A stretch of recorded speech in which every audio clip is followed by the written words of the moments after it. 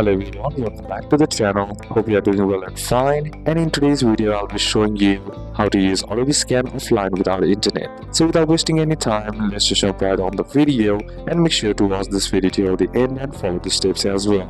So the first step that you need to do is open up Adobe Scan, and once you're inside there, make sure Adobe Scan is installed on your Android or iPhone. Then next is you don't need to be online to scan, but signing in allows cloud sync later. And once done, what you need to do is tap on the scan button or the camera icon on the bottom of your screen and select create scan on the bottom. Then paste in a document, receipt or note flat and world it, and Adobe Scan will auto-detect edges and capture the pages. You can add multiple pages as well by simply tapping on this icon on the top, and now all we gotta do is tap on capture. And once that's done, the next step is to enhance and edit offline. After scanning, you can crop by adjusting the edges and then tapping on the crop once again. And you can also rotate the document as well by simply selecting the rotate option. And if you want the filters like black and white, simply tap on the filters, then select the black and white filter, and the filter will be applied. And now once done, what you need to do is change this out, save it locally on the device.